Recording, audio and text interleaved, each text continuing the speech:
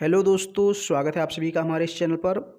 दोस्तों, मैं आशा करता हूं कि आप सभी लोग अपने घरों पर बहुत व्यस्त होंगे, मस्त होंगे और स्वस्थ होंगे, अपनी पढ़ाई अच्छे से कर रहे होंगे। तो आज हम लोग पढ़ने वाले हैं the last leaf by O Henry. इसको मैं एक्सप्लेन करूंगा लाइन बाय लाइन हिंदी में। एक एक लाइन की मीनिंग आपको बताऊंगा, इवन एक एक वर्ड की मीनिंग बताऊंगा। ओके, तो कोई प्रॉब्लम नहीं आएगी। एक बार अगर आप पढ़ लेंगे यहाँ से तो आप बुक को आसानी से किसी भी व्यक्ति को पढ़ा सकते हैं, लेसन को किसी भी व्यक्ति को पढ़ा सकते हैं। इतना ध्यान से मैं आपको पढ़ाऊंगा कि एकदम आपके दिमाग में वो चीज़ बैठ जाएगी। तो हिंदी में पढ़ाऊंगा जैसा कि आप चाहते हैं कि कोई हमें हिंदी में एक एक वर्ड की मीनिंग, एक एक लाइन की मीनिंग बता दे तो मेरा ये लेसन तैयार हो जाएगा। तो ठीक मैंने वैसे ही बताने का फ़ैसला किया है कि आपको एकदम वैसा ही बताया जाएगा जैसा आप चाहते हैं। तो वीडियो को छोड़कर भागना नहीं है, टाइम निकाल कर बैठना है। मैं थोड़ा सा 2-3 मिनट इस स्टोरी के बारे में बताऊंगा। ये जो स्टोरी है, short story, the last leaf क्या है, एक शॉर्ट स्टोरी है। ओके, और ओ हेनरी एक शॉर्ट स्टोरी राइटर हैं, इन्होंने लिखा है इसको। द लास्ट लीफ, अंतिम पत्ता। लीफ का मतलब क्या होता है? पत्ता। लास्ट का मतलब अंतिम। तो वास्तव में अंतिम पत्ता क्या है? इस लेसन का नाम, इस चैप्टर का नाम, टाइटल का नाम जो है द लास्ट लीफ क्यों रखा गया, सारी चीज़ें हम लोग 2-3 मिनट में डिस्कस करेंगे। फिलहाल मैं बहुत ज़्यादा इसके बारे में नहीं बताऊंगा, नहीं तो जो है इंटरेस्ट आपका वो ख़त्म हो जाएगा, फिर आपको पढ़ने में मज़ा नहीं आएगा। इंटरेस्ट आपके अंदर रहे इसके लिए मैं थोड़ा सा बताऊंगा। और यकीन मानिए जो शॉर्ट स्टोरी है बहुत ही मोटिवेशनल शॉर्ट स्टोरी है, आपके जीवन को बदल सकती है। मैंने आज तक बहुत शॉर्ट स्टोरी पोएम्स पढ़ी, लेकिन इतनी अच्छी शॉर्ट स्टोरी आज तक मैंने नहीं पढ़ी, मैं यकीन के साथ कह सकता हूँ। और अगर आप एक बार इस शॉर्ट स्टोरी को पढ़ेंगे तो आपके जीवन की अभी तक की शायद सबसे बढ़िया शॉर्ट स्टोरी होगी। ओके, तो भागना नहीं, आराम से देखना है। मैं थोड़ा सा बता देता हूँ कि इसमें कहानी क्या है। ओके, तो 2 मिनट आप लोग ध्यान से सुनिए। शॉर्ट समरी बताता हूँ। जैसे होता है नहीं, फिल्म देखने से पहले आप ट्रेलर देखते हैं उसका, तो जब ट्रेलर देख लेते हैं तो आपको पता चल जाता है कि फ़िल्म अच्छी है कि नहीं। तो इसलिए मैं आपको ट्रेलर दिखा रहा हूँ और शॉर्ट समरी आपको बताने वाला हूँ। तो देखिए, ये जो शॉर्ट स्टोरी है इसमें 2 यंग आर्टिस्ट की कहानी है। 2 यंग आर्टिस्ट हैं, गर्ल हैं, फ्रेंड्स हैं दोनों। उनका नाम है जॉन्सी और सू। जॉन्सी और सू नामक 2 यंग आर्टिस्ट हैं जो कि गर्ल हैं, लड़का नहीं है, लड़की है। ओके, और ये तीन तीसरे मंजिल के एक फ्लैट में रहते हैं। एक बिल्डिंग है, उस बिल्डिंग में तीसरे मंजिल के एक कमरे में दोनों एक साथ रहते हैं। ये दोनों आर्टिस्ट जॉन्सी और सू, ओके, एक साथ रहते हैं, पेंटिंग बनाते हैं, उसको बेचकर अपना गुजारा करते हैं, करती हैं। ओके, करते हैं नहीं। तो ये जो 2 आर्टिस्ट है, यंग आर्टिस्ट, गुजारा करते हैं पेंटिंग बना करके, उसको बेच करके। और होता क्या है, ठंडी का मौसम आता है, नवंबर का महीना आता है, और जो जॉन्सी है इसको निमोनिया हो जाता है, बीमार हो जाती है। अब बीमार हो जाती है तो इसकी देखभाल कौन करेगा भाई? सू करेगी, इसकी फ्रेंड।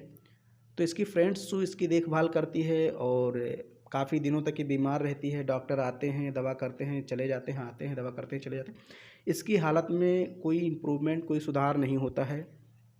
फिर एक दिन डॉक्टर सू को बुलाते हैं और कहते हैं जॉन्सी बीमार इसलिए है क्योंकि ये डिप्रेशन में चली गई है, इसे कोई दवा नहीं ठीक करता, इसे कोई दवा नहीं ठीक कर सकती, अब इसे इसकी सोच ही ठीक कर सकती है। ओके, ये भाई डिप्रेशन में आप कब जाते हैं? जब आपको बहुत ज़्यादा कोई दुख हो जाता है, कोई चीज़ आप सोचने लगते हैं, आपका बहुत ज़्यादा कोई लॉस हो जाता है। जैसे मान लीजिए एग्ज़ाम में आप असफल हो गए, या बहुत कोई ऐसी दुख पीड़ा आपको है जिसको आप सहन नहीं कर पाते, तो आपके दिमाग में वो चीज़ बस जाती है, फिर आप डिप्रेशन में चले जाते हैं। तो डॉक्टर ने कहा उसे कि ये जो आपकी फ्रेंड जॉन्सी है इसीलिए बीमार है क्योंकि डिप्रेशन में चली गई है। तो अब इस शॉर्ट स्टोरी में हम लोग को यही पढ़ना है कि जॉन्सी डिप्रेशन में कैसे चली जाती है। द लास्ट लीफ, ये जो टाइटल है, इसे द लास्ट लीफ क्यों कहा गया, क्यों इसका टाइटल का नाम द लास्ट लीफ दिया गया? इसका कोई महत्व होगा ना, अंतिम पत्ता, इसका कोई महत्व होगा, जॉन सी के लाइफ से रिलेटेड कोई चीज़ होगी, तभी तो इसका नाम दिया गया। ओके, तो अब हम लोग सीधे चलते हैं द लास्ट लीफ की जो टेक्स्ट है, यानी कि लाइन बाय लाइन एक्सप्लेन हम लोग करते हैं और पढ़ते हैं। पूरी की पूरी कहानी है, और ये भी जानेंगे कि जॉन सी ठीक होती है या नहीं ठीक होती है, डिप्रेशन में जाती है, फिर कैसे निकलती है, द लास्ट लीफ का क्या महत्व है उसके जीवन में। चलिए अब हम लोग देखते हैं, ज़्यादा टाइम ना वेस्ट करते हुए। तो चलिए अब हम लोग पढ़ते हैं लाइन बाय लाइन, एक एक वर्ड की मीनिंग आपको बताऊंगा, कहीं जाना नहीं, आराम से बैठिए। Sue and Johnsy, two young artist, shared a small flat. Sue and Johnsy, Sue और जॉन्सी, टू यंग आर्टिस्ट, दो यंग पेंटर हैं, आर्टिस्ट का मतलब कलाकार हैं, कलाकृतियाँ बनाते हैं, अपनी डिज़ाइनें बनाते हैं, पेंटिंग करते हैं। तो सू एंड जॉन्सी, सू और जॉन्सी, टू यंग आर्टिस्ट, दो यंग कलाकार हैं, शेयर्ड मतलब साझा करते हैं, अ स्मॉल फ्लैट, एक छोटा सा फ्लैट का मतलब यहाँ पर आप कमरा कह सकते हैं। अब शेयर्ड का मतलब बांटते हैं, यानी कि एक छोटे से कमरे में दोनों रहते हैं। भाई आप कमरा बांटते हैं, इसका मतलब क्या है, आप अपने दोस्त के साथ उसी कमरे में रहते हैं, दोनों एक दूसरे से शेयर करते हैं कमरा। आप किसी जगह जाइए तैयारी करने, वहाँ आपकी कोई फ्रेंड्स रहेगी, उसी के साथ में अगर आप तैयारी करते हैं तो इसका मतलब आप उसके साथ रूम शेयर करते हैं। ओके, अगर आप दोनों एक ही रूम में रहते हैं तो इसका मतलब शेयर करते हैं, तो वही लिखा है। Sue and Johnsy, two young artist, shared a small flat. Sue और जॉन्सी दो यंग आर्टिस्ट थे, और ये दोनों रूम में एक साथ रहते थे, मतलब साझा करते थे रूम को, फ्लैट को। The flat was on the third story of an old house. The flat यानी वो जो रूम था, द फ्लैट वॉज रूम था, ऑन द थर्ड स्टोरी तीसरी मंजिल पर, ऑफ एन ओल्ड हाउस एक पुराने घर के, यानी एक पुराना बिल्डिंग था, घर था, मकान था, और उसकी तीसरी स्टोरी, स्टोरी का मतलब यहाँ पर मंजिल है। ओके, तीसरी मंजिल पर वो जो उसका रूम था, फ्लैट था, वो था। The flat was on the third story of an old house, उस पुराने घर के मकान की तीसरी मंजिल पर इनका फ्लैट था। Johnsy fell very seriously ill in November. Johnsy fell, Johnsy ने महसूस किया, या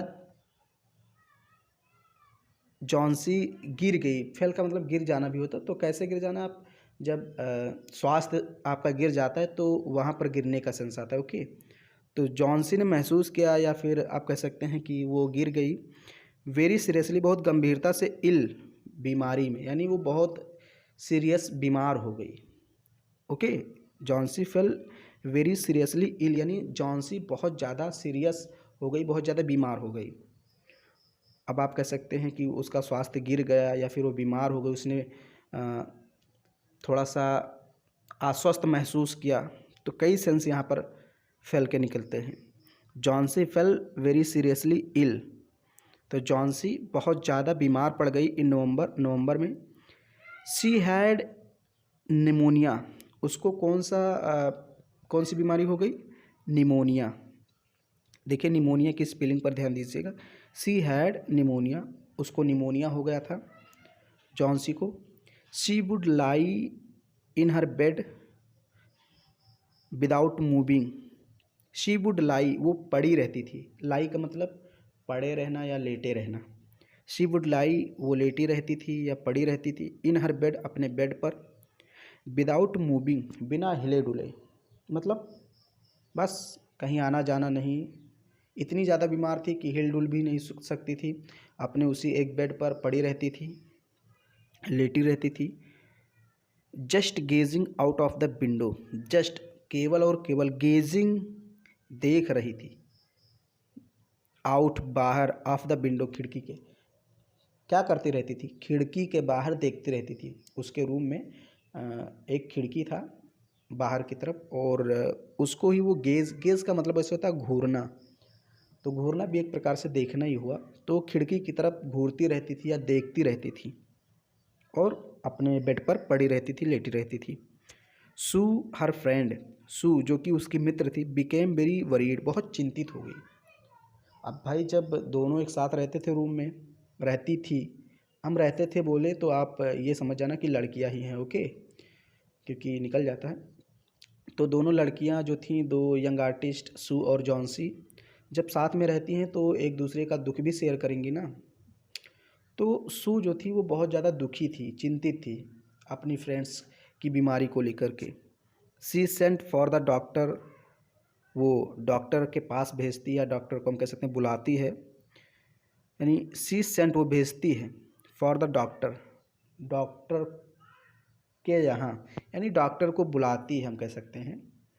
डॉक्टर को बुलावा भेजती है और डॉक्टर आते हैं। Although he came every day there, although हालांकि ही केम वो आते थे, यानी कौन, डॉक्टर आते थे, एवरी डे प्रत्येक दिन, देयर वहाँ पर, यानी कि जॉन्सी के रूम में प्रत्येक दिन डॉक्टर आते थे। There was no change in Johnsy's condition, लेकिन जॉन्सी के कंडीशन में कोई चेंज नहीं हुआ। देयर वॉज नो चेंज, कोई परिवर्तन नहीं हुआ। इन जॉन्सीज कंडीशन, जॉन्सी की हालत में, उसकी स्थिति में कोई फर्क नहीं पड़ा, कोई सुधार नहीं हुआ। डॉक्टर तो प्रतिदिन आते थे, दवा करके चले जाते थे, लेकिन जॉन्सी की जो हालत थी वो वैसी की वैसी रहेगी, उसमें कोई सुधार नहीं हुआ। वन डे द डॉक्टर टूक सू असाइड, एक दिन डॉक्टर सू को किनारे लेकर जाते हैं, बुलाते हैं कि ज़रा इधर आइए, कुछ बात करनी है आपसे। वन डे द डॉक्टर टूक, एक दिन डॉक्टर लेकर जाते हैं सू को असाइड, मतलब बगल में या किनारे, एंड आस्केड हर, और उससे पूछते हैं, इज एनीथिंग वरिंग जॉन्सी, क्या कोई चीज़ ऐसी है जो जॉन्सी को परेशान कर रही है, चिंतित कर रही है। डॉक्टर पूछते हैं सू को एक किनारे ले जा कर के चुपके से, कि ताकि जॉन्सी को पता ना चले। सू से चुपके से डॉक्टर पूछते हैं कि क्या कोई चीज़ ऐसी है, आपको पता है, जो जॉन्सी को परेशान कर रही, इज़ एनीथिंग वरिंग जॉन्सी, क्या कोई चीज़ जॉन्सी को परेशान कर रही है, कोई प्रॉब्लम है उसको। नो, नहीं, रिप्लाइड सू ने उत्तर दिया। सू ने कहा, नहीं नहीं डॉक्टर साहब, ऐसी कोई प्रॉब्लम नहीं है जो उसको परेशान करे। But why do you ask, लेकिन आप पूछ क्यों रहे हैं, सू ने कहा डॉक्टर से, लेकिन आप ऐसा क्यों पूछते हैं। द डॉक्टर सैड, डॉक्टर ने कहा, जॉन्सी इट सीम्स, अब देखिए दो कॉमा के बीच में है इट सीम्स, तो इसको हम पहले पढ़ लेते हैं, ओके, जो दो कॉमा के बीच में रहता है उसको हम पहले पढ़ते हैं। इट सीम्स, ऐसा लगता है, Johnsy has made up her mind, Johnsy ने तय कर लिया है, यानी सोच बना ली है। मेड अप हर माइंड का मतलब होता है सोच बना लेना, यानी कोई चीज़ अपने दिमाग में रख लेना, निश्चित कर लेना। इट सीम्स, ऐसा लगता है, Johnsy had made up her mind, Johnsy ने सोच लिया है, दैट कि she is not going to get well, कि वो अच्छी नहीं होने जा रही है। डॉक्टर सू से कहते हैं कि ऐसा लगता है कि जॉन्सी ने मन बना लिया है, माइंड अपना सेट कर लिया है कि वो ठीक नहीं होने वाली है। She is not going to get well, वो अच्छी नहीं होने जा रही है, ओके, उसने पहले से ही मन बना लिया कि वो अब ठीक नहीं होगी, ऐसा लगता है, मतलब उसने सोच ही अपनी ऐसी डेवलप कर ली है कि अब वो ठीक नहीं होगी। If she does not want to live, यदि वो जीना नहीं चाहती है, medicine will not help her, तो दवा उसकी मदद नहीं कर सकती। डॉक्टर कहते हैं कि जब उसने सोच ही अपनी ऐसी बना ली है कि वो अब जीना नहीं चाहती है, तो मेडिसिन कोई काम ही नहीं कर सकती। होता नहीं कि कभी कभी आप लाइफ में बहुत ज़्यादा हताश हो जाते हैं, कर और सोच लेते हैं, अपने दिमाग में चीज़ सोच लेते हैं कि अब हमसे नहीं हो पाएगा, अब कोई उम्मीद आशा नहीं है बचने की, तो फिर वास्तव में आप नहीं बच पाते हैं। तो ऐसी ही बात जॉन्सी के साथ है। डॉक्टर सुसे ही कहते हैं कि शायद जॉन्सी ने अपना मन बना लिया है कि वो कभी ठीक नहीं होगी, इसलिए वो मेंटली वीक होती जा रही है, ओके, इसलिए हमारी जो दवा है वो उसको कोई असर नहीं करेगी। Sue tried her best to make Johnsy take an interest in things around her. She निकल कर आ रहा है, सू लिखा हुआ है असल में। सू ट्राइड हर बेस्ट। सू खूब ज़्यादा प्रयास करती है, यानी अपना बेस्ट प्रयास करती है, सबसे अच्छा प्रयास करती है। To make Johnsy take an interest, कि जॉन्सी इंटरेस्ट ले इन थिंग्स, चीज़ों में, अराउंड हर, जो उसके आसपास हैं। जॉन्सी चाहती है, सू चाहती है कि जॉन्सी अपने आसपास के कमरों की चीज़ों में इंटरेस्ट ले, मतलब इधर उधर देखे, जो पेंटिंग्स कमरे में लगी हुई है, जो फूल रखे हुए हैं उसको देखे, ताकि उसका जो है मन उसका परिवर्तित हो, उसकी सोच बदल जाए। होता नहीं, जब कोई हॉस्पिटल में होता है तो आप उसके लिए क्या लेकर जाते हैं, गुलदस्ता वगैरह लेकर जाते हैं, अच्छी अच्छी चीज़ें गिफ्ट वगैरह लेकर जाते हैं, जिससे क्या होगा कि उसके चारों ओर का जब एटमॉस्फेयर चेंज होगा तो शायद उसकी सोच बदल जाए। तो जो सू है वो चाहती है, पूरा प्रयास करती है कि जॉन्सी अपने आसपास की चीज़ों में इंटरेस्ट ले, रुचि ले। Sue tried her best to make Johnsy take an interest in things around her. उसके आसपास जो चीज़ें हैं उसमें वो टेक एन इंटरेस्ट ले। ओके, तो सू बहुत ज़्यादा प्रयास करती है कि वो धीरे धीरे अपनी सोच बदले। She talked about clothes and fashions. अब सू उसको हंसाने के लिए, उससे थोड़ा सा बात करने के लिए, शी टॉक्ड, वो बात करती है, अबाउट क्लॉथ्स, कपड़ों के बारे में, कि देखो ये कपड़े कैसे हैं, ये मैंने कपड़ा ख़रीदा है, देखो ये कैसा है। एंड फैशंस, और फैशन के बारे में, मतलब उसको कुल मिलाकर चाहती है कि ये बोले, ऐसे सोई ना रहे, एकदम हमेशा लेट ही ना रहे, नहीं तो एकदम मरी जाएगी फिर। She talked about clothes and fashions, वो कपड़े और फैशन के बारे में उससे बात करती है। But Johnsy did not respond, लेकिन जॉन्सी कोई रिस्पॉन्ड ही नहीं देती, मतलब कोई इंटरेस्ट उसको नहीं है कि कपड़े फैशन, क्योंकि उसने मन बना लिया कि मुझे बचना है नहीं। अभी आगे आपको पता चलेगा कि उसने मन क्यों बनाया। Johnsy continued to lie still on her bed. Johnsy लगातार, कंटिन्यू का मतलब लगातार, टू लाई मतलब पड़ी रही, स्टिल अभी भी, ऑन हर बेड अपने बेड पर, मतलब अभी भी उसकी हालत में कोई सुधार नहीं हुआ था, वो अभी भी बेड पर पड़ी रही। Sue brought her drawing board into Johnsy's room.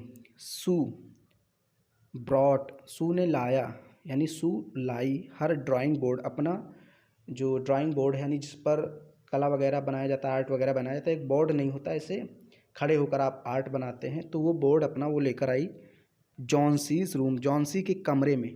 अपना जो ड्राइंग बोर्ड था वो जॉन्सी के कमरे में सू लेकर आती है। एंड स्टार्टेड पेंटिंग, और वहीं पर पेंटिंग करना शुरू कर देती है।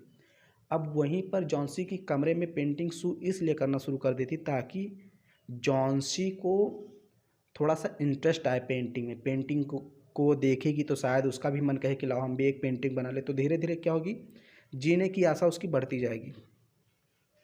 To take Johnsy's mind off her illness, she whistled while working. To take Johnsy's mind off her illness, she whistled while working.